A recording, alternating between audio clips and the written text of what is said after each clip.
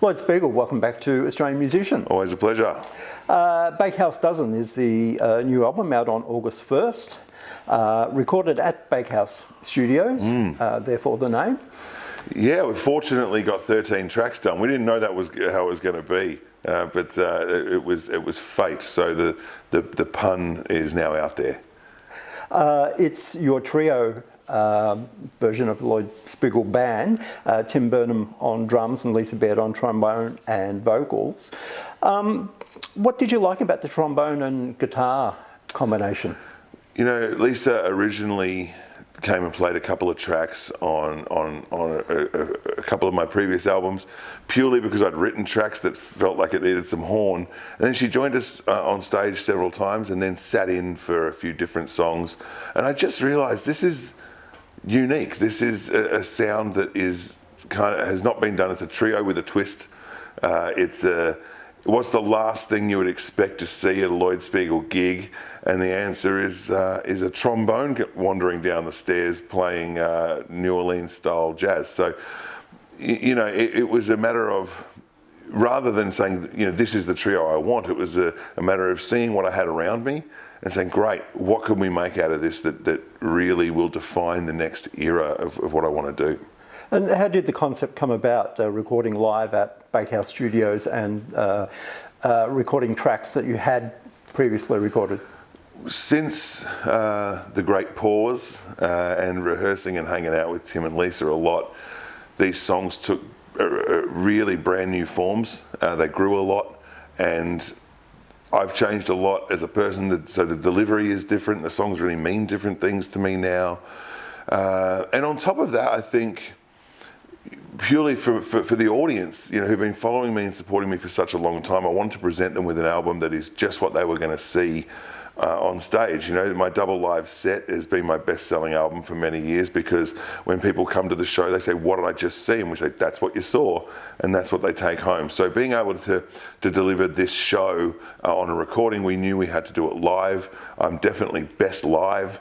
I prefer live to a studio, and then we had this concept to do it live in a session. You know, I really love the concept of a moment in time where we could all record together and really pull that big sound that we get on stage, but in a controlled environment. And the result is what I think is the best sounding recording I've ever released. I dare say I want to record all my albums like that from now on, but we all know what happens if you try and record a whole album in a room like that before you really know those songs backwards and you've toured them for years, you know, that could be fraught with problems. But because we've been really working these songs on stage for such a long time, it was as easy as wandering in, hitting record, and playing everything through like it was a concert. Was it difficult narrowing down to 13 songs? It was. It really was, and we had about 16 or 17 on the day that we played through, and it was a matter of which was the performances that we really liked and what was going to flow best. And also, what did the audience want? You know, we know that there are certain songs that if we don't play them, we'll get hate mail the next day. But there's also some album tracks that I felt from Cut and Run and from Backroads and from This Time Tomorrow that probably deserved more air than they got, and possibly weren't recorded in a way that they've evolved now, and so I wanted to repackage those songs. And so once I had to listen back to it, it was really obvious what we needed to do. Yeah. Anything done in post-production? Any overdubs? There's no overdubs. So what you're hearing is the Cole Clark hybrid guitar that I've been playing with the acoustic with the humbucker, a loop pedal, and Tim, Lisa and I doing exactly what we would do on stage. So all live, all energy. I wouldn't like to put a click track to the whole thing now. It's got that push and pull that my live shows got. And really that guitar is the star of the show. It really, you know, being able to loop that acoustic and switch the humbucker on and play a solo over the top and do it reasonably seamlessly is not a credit to me as much as it is to the company who could produce a guitar that allowed that, because these are things that were kind of impossible until recently. Lately, you've been spending as much time in Canada as you have been at home. When did the relationship with Canada begin? You know, I went there for a showcase about 7 years ago and instantly fell in love with it. You know, my show is, it's a blues show, but there's a lot of singer-songwriter involved. There's storytelling, there's comedy, and all of those elements really work in Canada. Their Gaelic and Celtic influence has this rich tradition of storytelling and acoustic music. But bordering the US, they completely understand blues music. So for me, finding that perfect combination has been a lifelong challenge. I've never really found exactly what that market is, but Canada just really spoke to me, and I've been really lucky to bounce from house concerts to some of the biggest festivals in the world in a matter of 5 trips. I just got back from my 3rd trip this year. I've been there for 22 weeks this year or something like that, or 20 weeks.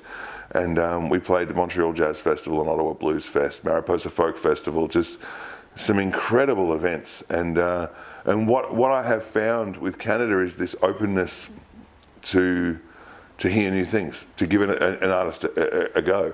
You know, Montreal Jazz Festival, we walked out on stage to 7,000 people who had probably never heard of us. I'd never actually played in Quebec before. I'd done a lot of work across the rest of Canada, but French Canada I hadn't done a lot. And we were just instantly welcomed. They stayed for every single note, they cheered for every single solo, and feeling that kind of love from an audience is pretty rare. Australia is pretty good at that too, but being from here, I'd never been able to feel that because I've grown up in it. But doing it in a whole other place was really inspiring. Yeah, I was actually watching one of your sets at the Montreal Jazz Festival on YouTube. Yeah. And you were called back for an encore, and the crowd actually booed the organisers when you didn't come back a second time. They did, and I tell you, I walked off stage, and we had an 11 o'clock time limit, and it had just clicked at 11 as I walked off stage. So they told me I couldn't go back on. And the crowd, it was a 5 or 6 minute chant, and I was blown away. I will admit that I was kind of in tears backstage about that, just feeling so energized by the crowd and so welcomed and so supported. And I kept asking if I could go back on. They wouldn't let me do it. The only thing I would say I would have loved to have happened is if somebody had gone out there and told them that I wasn't allowed back on stage, that it wasn't me just getting in the van and taking off. You jammed with Brothers Landreth at the Mariposa Folk Festival? Yeah, you know, they put these workshop situations together like many folk festivals do, and ordinarily that's 5 people with acoustic guitars listening to each other and telling stories. The Brothers Landreth showed up to this one, and the Trues at the next one, who are a wonderful Canadian band who are quite an institution. But I mean, the Brothers Landreth, it was interesting. They showed up and they rocked up with all their electric gear and plugged in, and so they said, "Oh, are you playing acoustic?" And I said, "Well, kind of." And I unplugged the acoustic line in my hybrid guitar and plugged it into an amp and with the humbucker and just had an almighty blues jam. It was really wonderful. They're incredible musicians, and we just laughed and smiled, and you know, they've got a great affection for Australia, so we talked a little bit about that, and yeah, what a great joy. I noticed you had some spots on Canadian TV as well. Have you got somebody working over there for you? I do. So I've got an agent in Canada who does a lot of great work, and she's got a knack for nudging into the television thing. I think I did 7 or 8 shows within that trip, and look, I've got to tell you, and maybe it'll be an unpopular thing to say, that you know, morning TV right across Canada welcomes artists to come on and perform. So those Good Morning type shows or those morning news shows typically have live music from touring artists and local artists daily. And I think that's something that we're certainly missing in Australia, that I'd like to see more of, the opportunity for artists who aren't celebrities to be welcomed in to play on TV live to air. It's always an interesting thing because you walk in there and you sit and you wait and you wait and you wait, and then 30 seconds before airtime they sort of pop a mic in front of you, wander out there, and then they look at you and just say, off you go. And the light comes on, you perform, the light goes off, and you go. And of course, this is usually at 7 or 8 o'clock in the morning, which is not a natural time for a musician to be fired up and performing, but it's always a lot of fun. as you were saying, you're using the new true hybrid guitar over there. What kind of comments were you getting from the sound guys? You know, I'm pretty used to freaking sound guys out with the Cole Clark in the first place. The acoustic preamp, as you would well know, and Australia well knows, is you know, a world leader in pickup technology. So I quite often get comments about, what are you plugged into? What do you have there? Why, you know, is there a special pedal board you're using, or whatever it might be? And also, why doesn't it pop when you unplug it and plug it in? That's a question I get asked a lot. But this one, obviously, with the electric and the acoustic outputs, it looks strange. It looks they weren't sure what to make of it at first. So what I actually did was intentionally put on my stage plot that I've got an acoustic guitar and an electric guitar, and didn't mention that it was one guitar until I got there, because it just meant that they'd set everything up like there was going to be two different instruments, and then I'd sound check them separately. And then it wasn't until I really, you know, did the final sound check that they realised, okay, he's actually playing them all together in one instrument. And look, I've got to tell you, I thought when the hybrid model started at Cole Clark that we were going to spend a lot of time explaining how it works and what it's all about. People just get it. People really do get it. And Canada was no different. The sound engineers instantly attached themselves to it and said, right, I know what this is about. It's crazy, but it works. And so, yeah, there was a lot of love for it. I think that this is something that limits a player only by their imagination, which is a huge step forward. So it certainly opened doors for my playing and my show. I couldn't do my show without that guitar now. And I'm sure that Miles Jackson, the CEO down there, is very happy to hear me say that. Bakehouse Dozen is a collection of songs from previous albums. Well, what about new music? Do you find you can write on the road, or you need to be back home and into that songwriting zone? I dare say that the reason I haven't been writing is because I've been home for 2.5 years. You know, at home there's kids to take care of. We were homeschooling 5 kids and paying the bills and doing all the mundane things that we had to do during lockdown to get through. So I didn't play much. I didn't write. I didn't feel inspired to write. The road is where I've always written my albums, and usually over short spaces of time. So I've done a whole bunch of writing on these Canadian trips. I did an album with some new material with Charlie Acortt and Susie Vinnick for the Acortt, Spiegel and Vinnick tour, which was one of the 3 tours I did in Canada this year. So that album got released in Canada. Some of those songs will feature on a new album that I'll start working on pretty soon. And I have been writing a bunch of new material and actually writing knowing that I'm going to have this trio, knowing that we've got a horn, knowing that Lisa can play a whole bunch of instruments really well, and you know, knowing that that's the future for me and that that's the focus is really great. You know, I've always sort of just written and then made the album according to what I'd written. And so it may be solo, it may be duo, it may be a band. This one I'm actually intentionally writing for this trio and putting in parts for those instruments. So hopefully there'll be something out early next year, I would say. You've done so well for yourself, particularly in Canada. Do you remember your first ever paid gig? Oh, I certainly do, absolutely. I got $50 to play at the Corner Hotel. They did these 10 bands for $10 type, you know, one-day blues events, either at the Central Club or the Corner Hotel. I was 12, maybe 11 even, and there was a band called Ooze and Blues, and I'd been jumping up and jamming with them since I was very little. And I actually was invited down to actually play a few songs with them and get paid $50. And of course that was a lot of money to me at that age, because if you can buy lunch at school every day, you're rich. That's the only money you need on the whole planet. I used to wonder what musicians were worried about. $50, that's all I'll ever need for the rest of my life. That has significantly changed, of course. But being able to, you know, that recognition at that young age that, hang on, I can do this thing and get paid for it, that's a good deal. Yeah. We're doing this interview at LVK Music in Frankston. Which music stores did you hang out in growing up? Ron Lee's Music Factory in Hyatt, which everybody knows. Ron Lee is an icon of the guitar sales business, in fact the guitar business in general.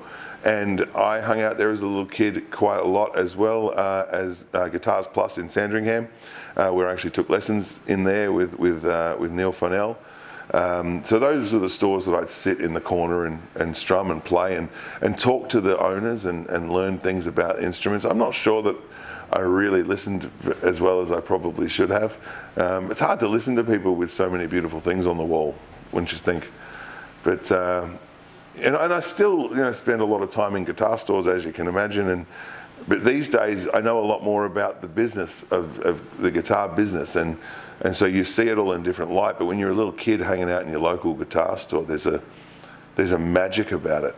You don't know what is going on behind the scenes. You just know that there's these walls of possibilities. And I've popped in on Ron on occasion over the years, and still very much remember those days hanging about that guitar shop. Recently seen photos of your son Riley, who's just turned 18.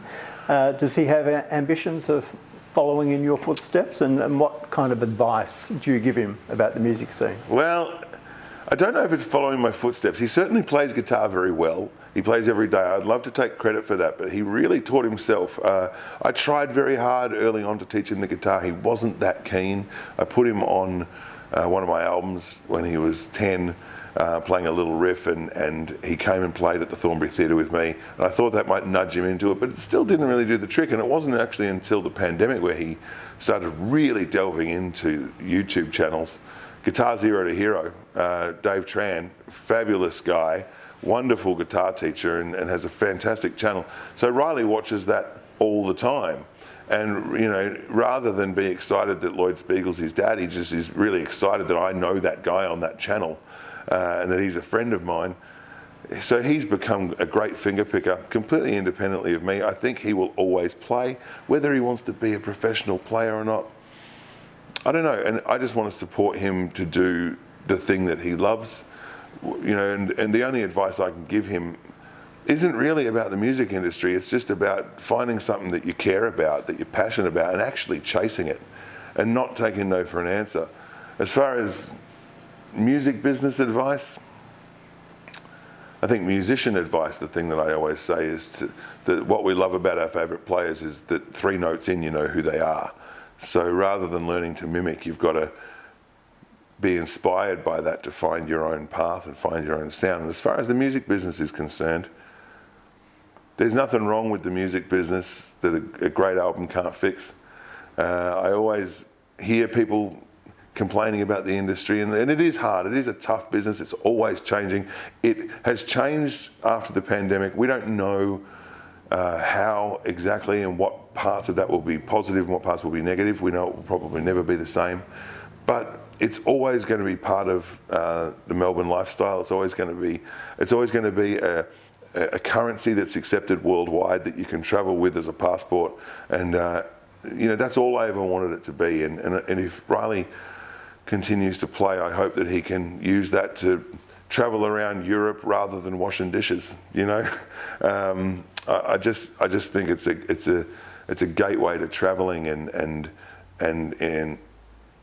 bringing happiness. When you leave this planet, you just want to know you've given it a good nudge and not done too much harm. And I am really proud that my job mostly brings happiness.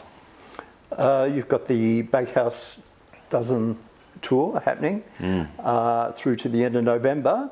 What's on after that into 2024? I'll head back to Canada in March. I've got Europe in April, and then hopefully an original album that we'll be releasing for Australia, and then doing it all over again. Big tour. I'm touring this album more extensively than I think I've toured in 10 years in Australia, where all the places that we used to fly over, we're actually doing the drive. We're doing it the old school way. I've got a second wind for the drives, and so we're going to a lot of regional parts of Australia that we haven't been for a long time, just playing those extra shows and really trying to reconnect and consolidate with our fan base after such a long period of time away.